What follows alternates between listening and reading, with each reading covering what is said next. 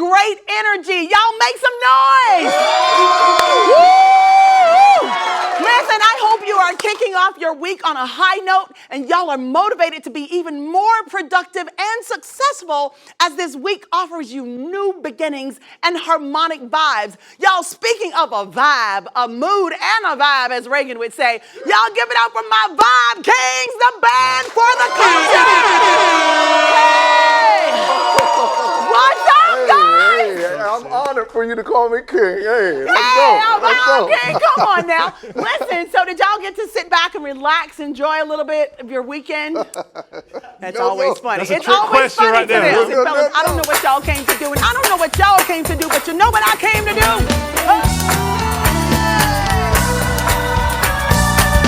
I don't know what you come to do. I don't know what you come to do. I don't know what you come to do. I don't know what you come to do. Let's tell them, y'all. I came to clap my hands. Help me clap my hands. I came to clap my hands. Help me clap my hands. I came to stomp my feet. Help me stomp my feet. I came to stomp my feet. Help me stomp my feet. Oh, I don't know what you come to do. Say, y'all, I don't know what you come to do. I don't know what you come to do. Ooh, I don't know what you come to do. Come on, y'all. Hey, I came to shout for joy. Help me shout for joy. I came to shout for joy. Help me shout for joy. I came to shout for joy. Help me shout for joy. I came to shout for joy. Help me shout for joy. Woo! Joy! Come on, y'all. Yes! Woo! Listen, today's show is full of powerful testimonies and a whole lot of being unapologetically honest about ourselves and where we are in life. Because true growth comes from within. So y'all sit back, relax, grab a journal and a beverage because it's time to do what? Let's get it started. Hey, come on. Let's get it started. Woo. Now listen, you might have heard my first guest today on 105.3 Beat talking about all of her unpopular opinions and honest truths. And that's what we are going to dive deep into today. So everybody, please help me welcome the co-host of the JoJo and Big Homie Show, Miss JoJo Alonso.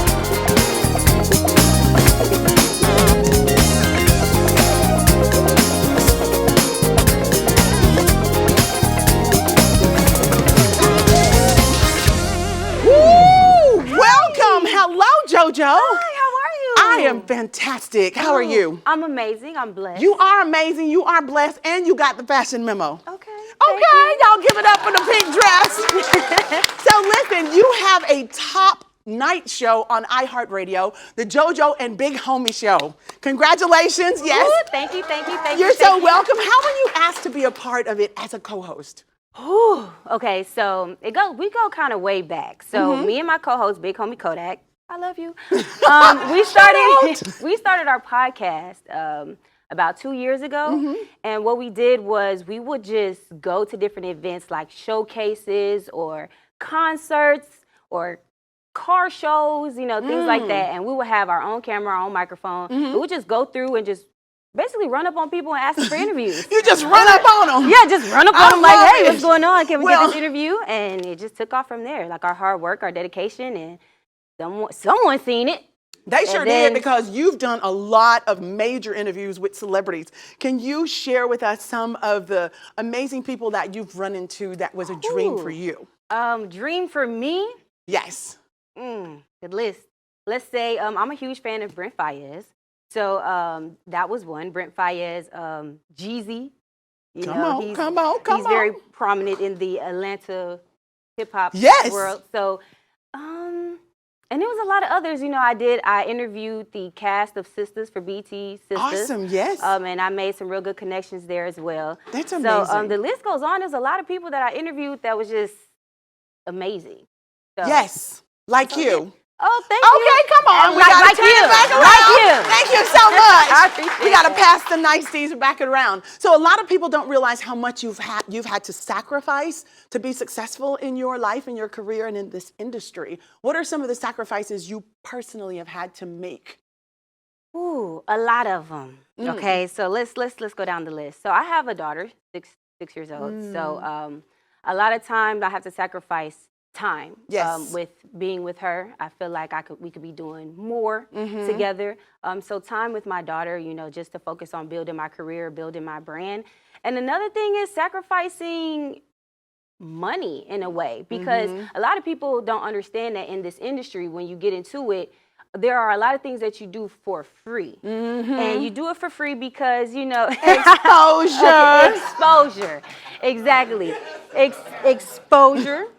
As well as, but you know, like networking, you know, you could go to an event and there'll be a lot of people there that you may need to meet. So it's like, okay, you can go do this event for free, even though you know you need the money to pay your bills or to eat at night, you know, things like that. But you just take that chance and take that sacrifice and go out and meet these people. But a lot of times you meet these people and they help you, or they put you in certain rooms where you can meet certain people or do the things that you want to do. So those are some of the sacrifices that I've had to make, but they paid off. That's good, because those are major sacrifices, especially when you have children involved. I totally understand that, because you got to go where it is, and it's hard to explain to them. But when they get older, it's kind of like, I get it, Mom. Right. I get it. And that's the most amazing moment for them to say, I understand. I can't wait for her to say, I understand.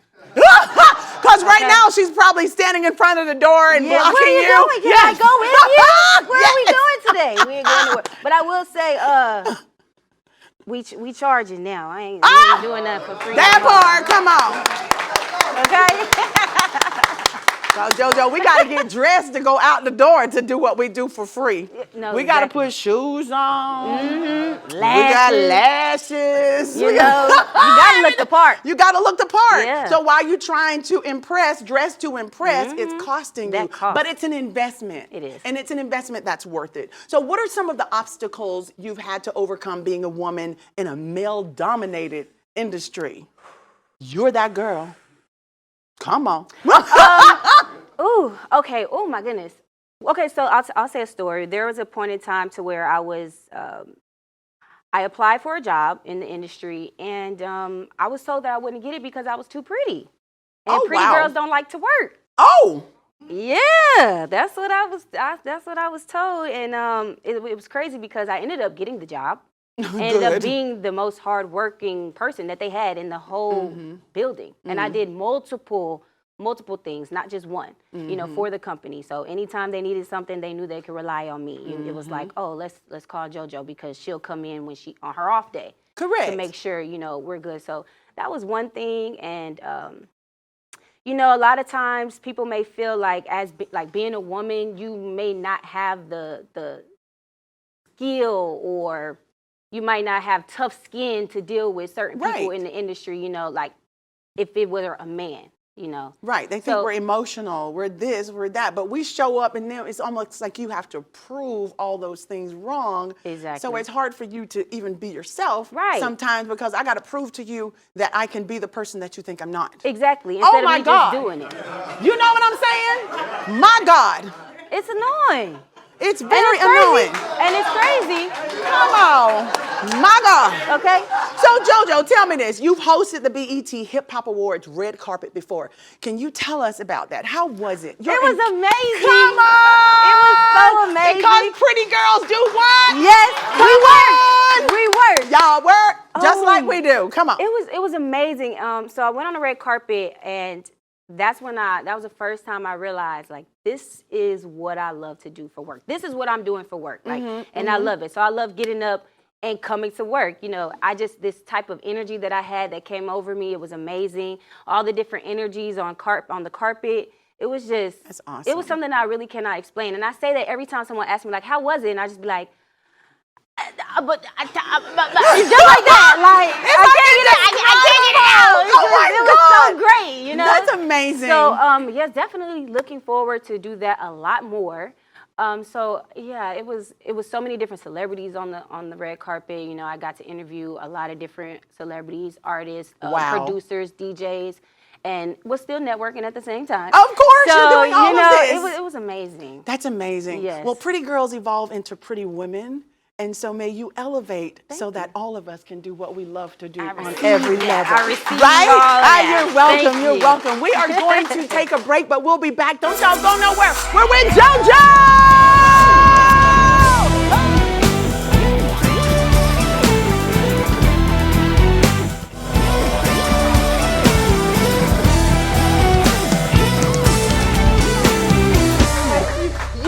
And welcome back to the Sisaundra Show. Y'all, we just spoke with the lovely JoJo Alonso about her experience as a Black woman in the radio industry. Because sometimes, most of the time, it is hard and it makes us angry. Now, my next guest knows a thing or two about dealing with negative emotions and understanding when we are angry. She was a teen mother at 15, a survivor of sexual molestation, and homeless. And now she has a PhD. She's an author and host of a Sip of Inspiration podcast. Her story, yes. Listen, but there is more. Her story is one from rags to riches with a lot in between. She is an example that success is possible no matter the circumstances. Y'all, please welcome author, speaker, and empowerment doctor, Dr. Stephanie Wilson-Coleman. Come on. Thank you very much. You are so welcome. Thank you so much for joining me. It is an honor to have you next to me. My God, we have a lot to unpack. You have a beautiful testimony, Dr. Wilson. Would you mind sharing your experience with being a teen mother and a survivor of sexual molestation? So one funny thing about being a teen mother is once I told people I was pregnant, all of my friends disappeared. And I remember asking my mother, I didn't know that's how you got pregnant. Like, oh my gosh. Right? I had my son at 15, finished high school on time. He actually graduated from Jackson State University. Come on now. Come on. So it can be done. Yes. So, but that It has been done. It has been done. Yes. I've proven it can be done. Yes. So it kept me, though, from living some of my dreams at that time. I wanted to go to an Ivy League college. I couldn't. I had no babysitters, so Correct. when I went to the local college, I would get up, get my son up. We would get up early. I'd get him to school, get me to work, go back and get him from school, and we would do homework together. He used to joke that when one of the comedians said, "Mom, what are you talking about? You and I both were at the kitchen table doing homework." That was us. Oh, I love that. Right. That's so amazing. That's so amazing. So can you tell us what is an empowerment doctor? So what I do is I work with people who have experienced traumatic experiences. So I'm not the one to come to if it's just an ordinary everyday. And I deal with people in crises. So people who have been sexually molested. So, and all of the emotions that are left behind from there. That's a whole nother thing that people can't understand. And when I started that work, I was really surprised that the majority of my clients are men. Really? I expected them to all be women, but the majority of my clients have been men. And the sexual molestation part tends to follow you throughout the remainder of your life because you're in a situation where you were powerless. However, you're looking at the experience from an adult, 21, 22, 30, where you think that that time you could have done something. But there's nothing you could have done at 6, 8, 10, 12, 15 when you were being molested by an adult. So I go through those experiences. We talk about those. I have techniques I use in order for them to get to peace with that and to actually be able to make a place for that in their life where it's not running their life. It's just something that they experienced. Wow, that's powerful. And I'm sure to be able to put that in its place helps them to move forward and deal with life on a different level, on a better level. But one thing you learn is that there's nothing you can't do. Come on. Because you've already experienced the work. Correct. When you've been homeless, a teenage mom, and sexually molested, nobody can tell me what I can't do. Wow. Okay. All we can do is clap to that. That's Amen right. to that. Amen to that. You mentioned that your story is full of conflict, is full of villains and roadblocks. Can you elaborate on that? What does that mean? So we got to a point to where the roadblock started. I'm a teen mother, okay? I'm an African-American woman, okay? And that's always first. So it was always, well, she can't do this job because she has to do all of this other stuff. Never mind that I always maintained great grades. So I was working jobs and employers would find odd reasons to let me go. And there would be nothing you could do about it in the South because the South doesn't support African-American women like that. Correct. So I got married, like I thought that was going to be the answer. And let's just keep it real. She ain't got no filter, that's y'all. right, got no filter, right? No filter. I love it. So ended up divorced, and and we had 2 incomes, right? So I says, oh, no problem. He left. I'll go to the bank and just split the money. Yeah, he took everything but $5.26. Oh, so then he began to use my identity and racked up about $60,000 worth of debt. So as a result of all of that, because I was a financial person and a medical center, I was let go for that. So then I didn't have a place to stay. Luckily, by then, my son was in Jackson State, and I made sure he stayed there. So I didn't have a place to stay. I was homeless, and I ended up literally getting another job in D.C. that promised some temporary housing. I get there. A week later, they can't afford me, and they don't have another place to stay. So then my aunt in Chicago said, if you come to Chicago, you can stay with me.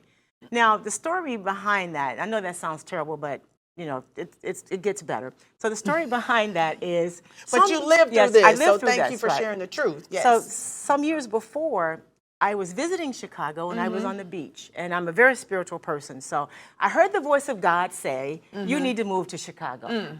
I lived in Florida. I said, God, I'm not going to Chicago. It's cold. Okay? That sounds like a real answer. Right. That's what I said, okay? Well, fast forward, I ended up in Chicago, right? So the first lesson I learned is when God tell you to do something, you need to do it. Don't be me. Don't need to cause me 2x4, okay? Yes, right. yes. So I get to Chicago, then I say, okay, God, I'm here, but everything is far, and I'm not driving all over town like they do to work. I'm not driving and taking those trains. I don't do that, okay?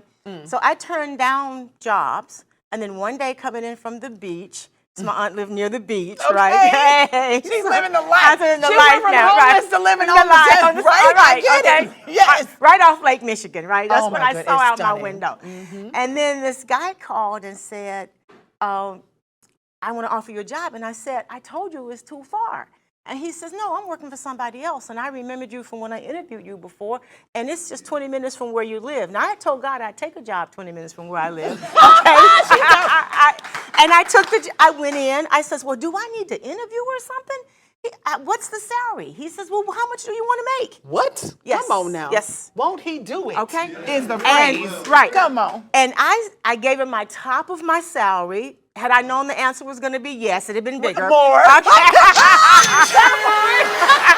Yes. Okay. You are too much. So, and from then on, I promised God, I said, if you get me through this and make me whole, I promise you that I will help anybody I can and everybody I can. I promise you that you will not have to have a conversation with me about tithing no more, okay? Come on. Okay? And he did, and I started those things. So I started as a financial analyst, then got promoted to a controller. Wow. Then that company moved to Seattle, and I said, God ain't going. Stop it, she ain't going to Seattle. So listen, since you're telling God all the things you ain't gonna do, and he's showing up and giving you the things that he wants you to have, which are the true desires of your heart, you have coined a phrase. You coined this phrase called dance with your anger. Right. Break it down. Right. So in dancing with your anger, people think anger is a terrible thing, okay? But I have discovered that you don't do anything until you get mad. It motivates you. Right. You make no changes until you become angry. So when you are angry, sit down with that anger, with a pencil and paper now, and write down why you are angry. And then ask this one question, is it true? Oh. Okay? Because often we get angry because things aren't true. And one example is if somebody came up to you and said, oh, I don't like him, he's got polka dotted hair, but you don't have polka dotted hair, you just walk away for that. But those things that you respond to, there is some truth in that. So sit down and find out what the truth is. Because often it's not as big or as violent as we think it is. Correct. Yeah. Just write it down. We kind of embellish Yeah, things. yo, we Yes, kind of yes. embellish. I'm real Extrapolate. good. Yes. That thing Yes. comes out with gold and That diamonds word when right I'm there. finished. Right, right. And then you do that, and then you fix and correct what you can. Yes. There is no need to fix all 100 things on your list, okay? You do one thing, increments, and you do two things, and you will find out that some of those things on that list will begin to take care of themselves. You just have to commit to fixing a few of them, one or two. Just be consistent. Right. Just be consistent on fixing those few things. That's powerful. Yeah. You know, at the end of the show, I love to ask some of our guests to share a quote with us. Would you please share one of your quotes that you've used in your book? I think you have a really strong one by Frederick Douglass. Yes. It is easier to build a child than it is to it's easier to build a child. I have to get the book. Than it is than to fix a broken adult. Right. My gosh. Right. Y'all come on. So let's fix these That's right. children. Self-esteem is everything. Thank you for joining me again, Doctor. It's been a wonderful time sitting here talking to you. Y'all, we got to go right now, but we will be back tomorrow. Thank you so much for watching. All right. Yes. Let's go, y'all. Come on, scan that QR code at the bottom of your screen.